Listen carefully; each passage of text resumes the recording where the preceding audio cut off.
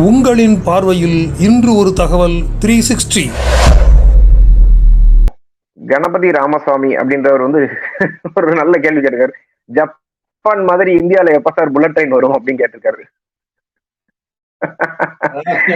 நல்லா ரொம்ப கேட்கும் போது ரொம்ப சந்தோஷமா இருக்கு. நம்மளால டிராவல் பண்ண ஆசையா தான் இருக்குது சார். இதுல என்ன ஒரு பிரச்சனைன்னா, ஜப்பான் நாட்டுடைய அந்த அவங்க ஆரம்பத்துல கட்டுப்பாடுகள், மக்கள் பிறந்த நாடு, சொல்றதை கேட்டுட்டு கரெக்டா எஜுகேட்டட் பீப்புள்னால அவங்க ஒழுங்கு நடந்துக்கிறாங்க. யாரு குறுக்கீடு அந்த ட்ரெயின் போற பாதைகள்ல இருக்காது. பட் இந்தியாங்கிறது அப்படி இல்லை.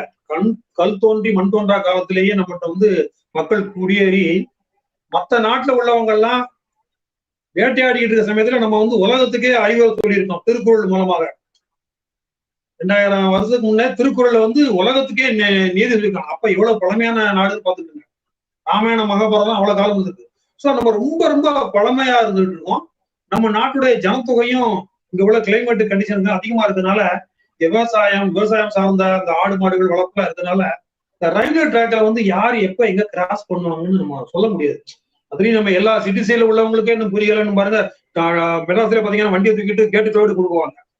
அப்படிங்கும்போது கிராமப்புறத்தை நம்ம சொல்ல வேண்டிய அவசியம் எதிர்பார்க்க மாட்டாங்க. ஏன்னா அது கிட்டத்தட்ட 240 கிலோமீட்டர் வேகத்துல வரக்கூடிய ட்ரெயின் ஆனது அப்படிங்கிறதுக்குள்ள ஒரு செகண்ட்ல கடந்துட்டு போயிடும். ஸோ அது ஏகப்பட்ட உயிர் சேதங்கள் ஆகிறதுக்கெல்லாம் வாய்ப்பு இருக்கு. ஸோ அதனாலதான் இப்ப வந்தே பாரத் எக்ஸ்பிரஸ் 180 கிலோமீட்டர் போகும்னு சொல்லுவாங்க. ஆனா எல்லா இடத்துலயும் போகாது. மேக்சிமம் 130 போகும் எல்லா இடங்கள்லயும்.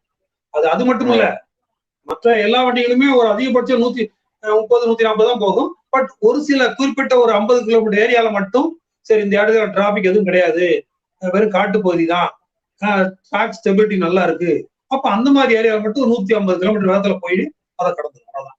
ஃபுல் ஏரியாவும் போகாது. இதை பத்தி நான் வீடியோல சொல்லியிருக்கேன் இந்த வந்தே பாரத். இது மாதிரியான உங்களுடைய கேள்விகளுக்கான சுவாரஸ்யமான பதில்களை தெரிஞ்சுக்கணும்னு ஆர்வமா இருக்கீங்களா? வாங்க உங்க கேள்விகளை கேளுங்க. ஞாயிறு தோறும் இரவு 8 மணிக்கு நேரலையில் இன்று ஒரு தகவல் 360 சேனலில்.